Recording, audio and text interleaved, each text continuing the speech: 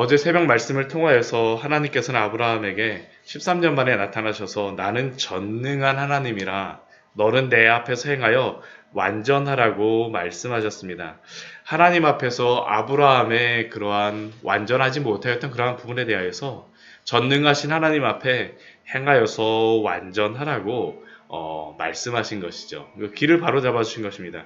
근데 곰곰이 생각해 보게 되면 이 일은 아브라함이 주도했다기보다는 사라가 주도한 그러한 일이었습니다. 그렇죠. 사라가 자신의 그러한 여종을 주고 또 이렇게 들어가라고 하고 아이도 낳고 갑작스럽게 또 이 관계가 안 좋아져 갖고 또 내보내고 오늘 말씀은 어제 말씀에서는 아브라함에게 말씀하셨다면 오늘 말씀에서는 사라의 그러한 관점에서 하나님께서 주신 그러한 말씀입니다.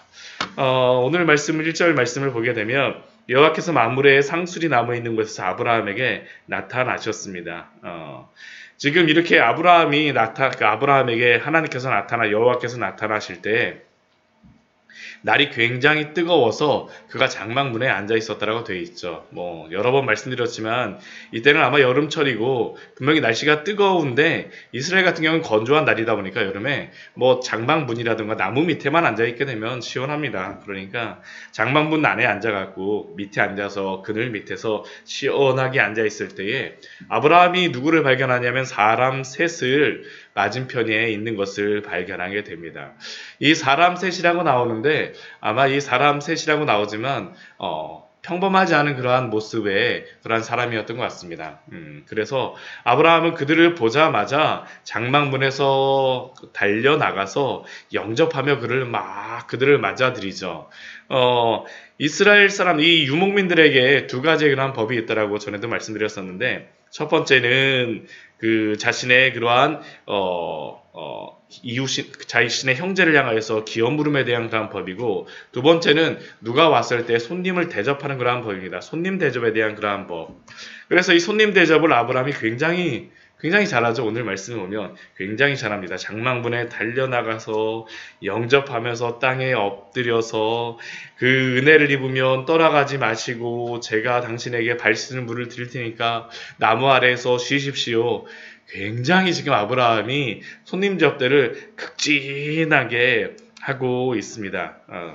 그리고 또 무엇이라고 얘기하냐면 5절 말씀을 보면 떡을 조금 가져와서 마음을 상쾌하게 한 후에 지나가십시오라고 아브라함이 그들에게 말을 하죠. 그리고 아브라함이 가서 하는 것이 무엇입니까? 급히 장막으로 가서 우리 6절 말씀을 보면 급히 장막으로 가서 사라에게는 속히 고운 가루 3쌀을 가져다가 반죽하여 떡을 만들라 하고 제가 이걸 보면서 이 세스아가 얼마나 되는가라는 게 궁금해갖고 이게 우리 밥을 만들다 보면 저희 교회에서도 이렇게 계량컵 같은 거로 돼갖고 몇 컵 이렇게 넣어갖고 이렇게 하는데 요걸 보니까 세스하면 이게 한 그 정도겠구나 했었는데 이게 보니까 한 8리터 정도의 양입니다. 8리터 정도의 양.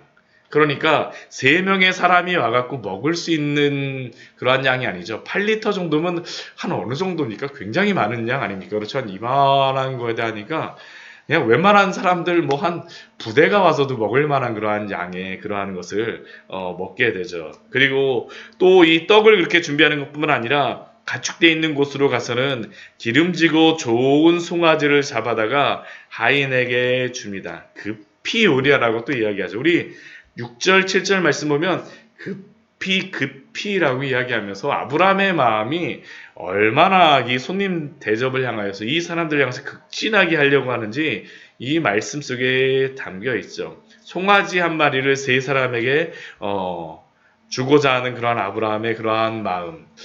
그리고 이러한 아브라함의 그러한 것들을 아는지 모르는지 우리 그 말씀을 보게 되면 우리 18장 말씀입니다. 창세기 18장 말씀입니다.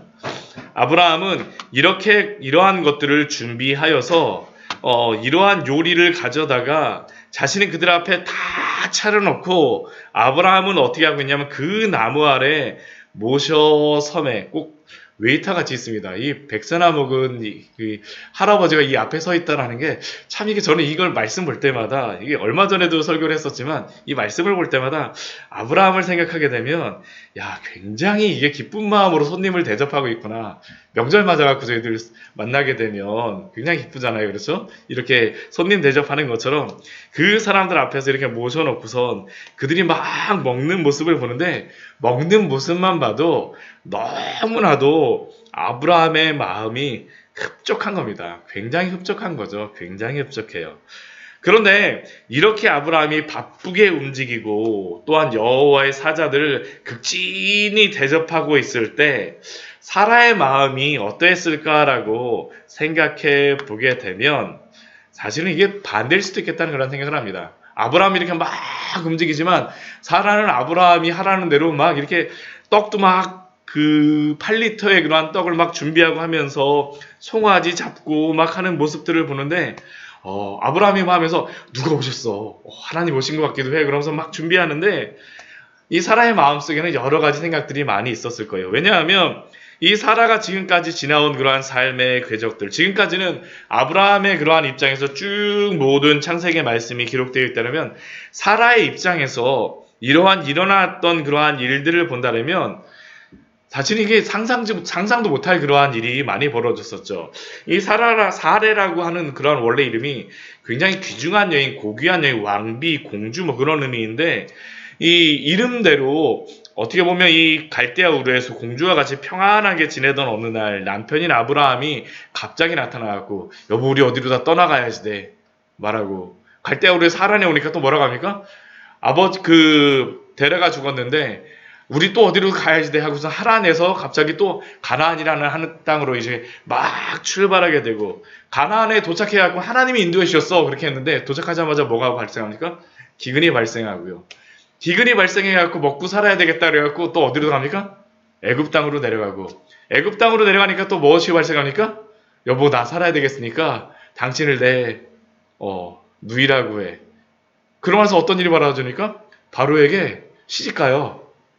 이러한 일들이 막 벌어지고 또 이러한 것에서 어떻게 기적적으로 돌아와갖고 정착을 했는데 자신의 그러한 조카 롯이 붙잡혀가는 자기의 친척 롯이 붙잡혀가고 남편은 또 구하러 가겠다라고 거기에 뭐 사람들 385명 데리고서 막 가는 그러한 모습들을 볼 때 이 사라의 마음이 어떠할지 또 앞에서는 자신의 그러한 그 여종을 주어서 그 아들을 이스마엘을 얻었더니만 집안이 그렇게 평안하지 못합니다. 자신의 그러한 희생에 비해서는. 그리고 또 이름까지 무엇으로 바뀝니까? 사라에서 사라로다. 열국의 어머니로다. 자식 한 명도 없는데 자식 한 명도 없는데 열국의 어머니로다 바뀌어 있는 그러한 모습들. 아브라함에게 하나님이 나타나셔서 말씀하시고 여러 가지 것들을 보여주셨지만 그러나 이 사라의 마음속에서는 어떠한 일들이 있었을지 물론 이러한 것들이 적혀져 있지는 않습니다. 그러나 이러한 것들을 쭉 둘러보게 되면 사실은 사라의 마음이 편치만은 않을 수도 있겠다라는 것이 또 말씀을 보다 보면 드는 우리의 생각입니다. 그런데 이러한 순간 속에서 하나님께서 사라에게 찾아오십니다. 오늘 아브라함에게 찾아오셨지만 사실은 사라에게 찾아오시는 말씀이죠. 9절 말씀을 보게 되면 1절 말씀에서는 그 장막에 앉으셔서 장막에 아브라함이 앉아있을 때 찾아왔다고 하지만 9절 말씀을 보게 되면 아브라함에게 말씀하시지 않으세요. 무엇이라고 말씀하십니까? 아브라함에게 말씀하시되 내 아내 사라가 어디 있느냐? 너가 이렇게 수고했어 라고 아브라함에게 칭찬하시는 것이 아니라 사라가 어디 있는지를 물으세요.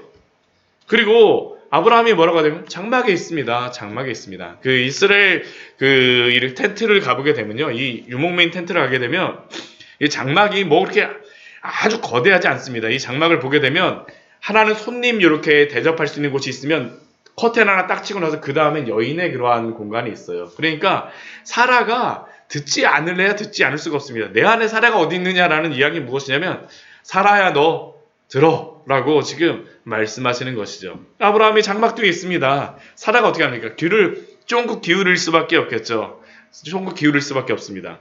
그때 여호와께서 말씀하시는 것이 무엇입니까? 10절 말씀 보면 내년 이맘때 내가 반드시 내게 돌아오리니 내 아내 사라에게 아들이 있으리라. 내 아내 사라에게 아들이 있으리라. 사라 들으라고 말씀하신 겁니다. 그리고 사라는 어떻게 됩니까? 그 장막문 뒤에서 아들이 있다고? 장막문 뒤에서 들었죠. 그런데 이러한 상황이 어떠한 상황입니까? 아브라함과 사라는 벌써 나이 들었고 사라는 생리가 끊어진 상황. 사라는 무엇이라고 반응하니까 이번에도 우리 17절 말씀에서도 그랬었는데 너에게 자식을 주겠다 그랬는데 아브라함이 엎드려서 웃었다고 얘기했는데 우리 12절 말씀도 동일합니다. 이런 엎드리진 않죠. 사라는 장막 뒤에 있으니까. 사라가 속으로 웃고 이르되 내가 노쇠하였고 내 주인도 늙었으니 내게 무슨 즐거움이 있으리요. 사라도 역시 웃고 말았습니다. 사라도 역시 웃고 말았죠. 그런데 이러한 사라에게 말씀하시는 하나님의 그러한 말씀이 무엇입니까?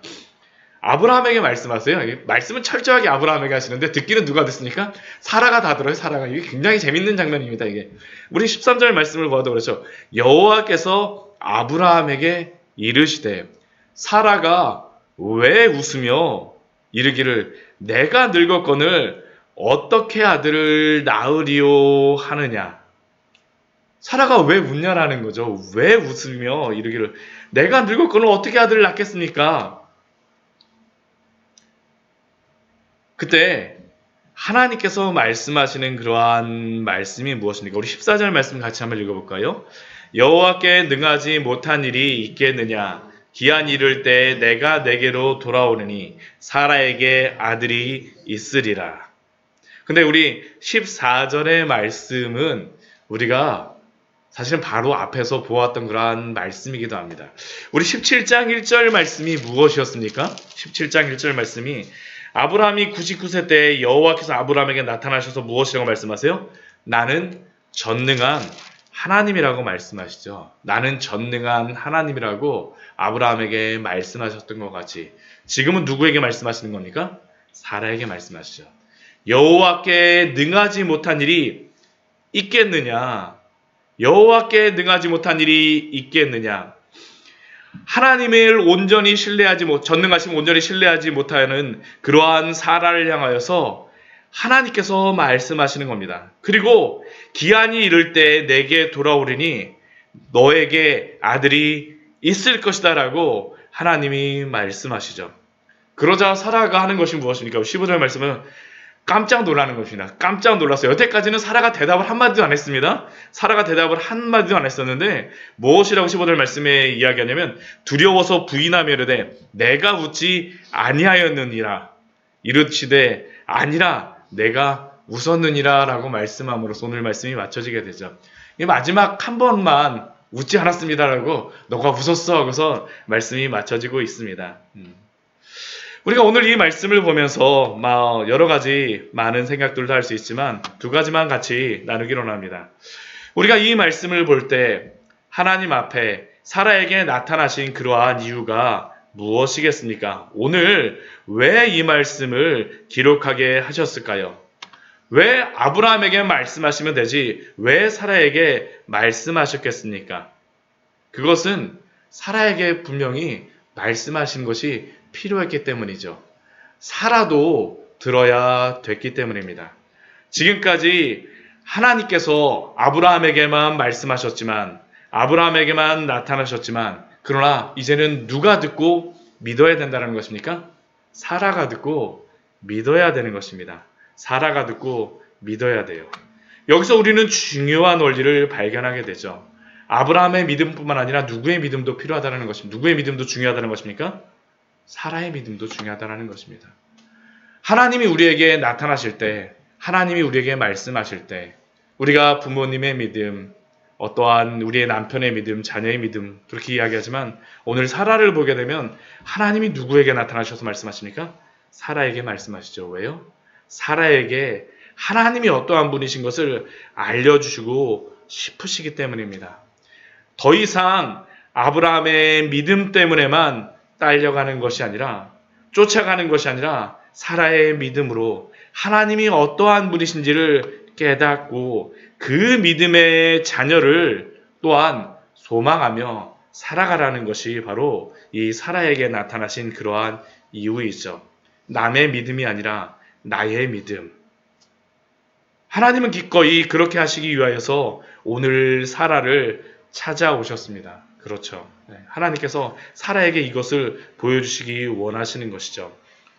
또한 오늘 말씀을 통해서 우리가 알 수 있는 것이 무엇입니까? 사라와 같이 연약하고 부족한 자, 더 이상 아이를 낳을 수 없다라고 체념하며 아브라함조차도 이스마엘이면 돼 라고 우리 앞에서 말씀한 것 같으면 사라도 어떤 마음이겠습니까? 이스마엘이면 저도 돼요. 체념하고 살아가지 않았겠습니까? 그런데 하나님께서 사라에게 그렇게 그것으로만 남기시기를 원치 않으시죠. 왜 사라에게 이렇게 마지막에 나타나셨을까요?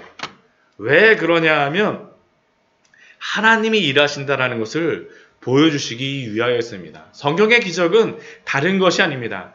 우리에게 조금이라도 무엇인가 우리가 우리 스스로를 의지할 끈덕지가 있게 되면 하나님 의지하지 않아요. 하나님 의지하지 않습니다. 지금 사라에게 생리가 다 끊어진 늙은 사라에게 나타나셔서 이렇게 말씀하시는 이유가 무엇이냐면 이것을 사라 너가 행하는 것이 아니라 하나님이 하신다는 것을 보여주시기 위하였습니다. 하나님, 이 자녀가 누구의 자녀라는 겁니까? 하나님의 자녀라는 것을 사라에게 말씀하여 주시기 위하였습니다.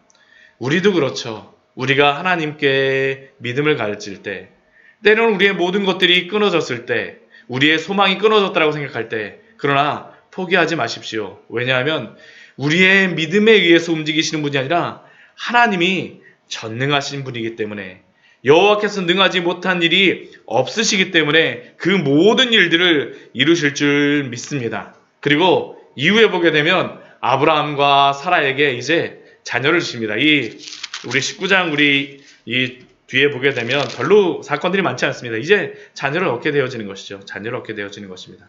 하나님이 하셨다는 것을 말씀하여 주십니다. 말씀을 정리하도록 하겠습니다. 하나님은 아브라함뿐만 아니라 사라도 찾아오셨습니다. 가장 큰 기적이 무엇일까요? 우리가 바로 하나님을 믿게 되어지는 것입니다. 사라가 하나님을 믿게 되어지는 것, 우리가 하나님을 믿게 되어지는 것, 우리가 예수 그리스도를 깊이 만난 그 믿음 안에서 오늘도 하나님이 일하실 것들을 기대하며 믿음으로 살아가시는 우리 귀한 성도님들 되시기를 축원드립니다. 같이 기도하도록 하겠습니다.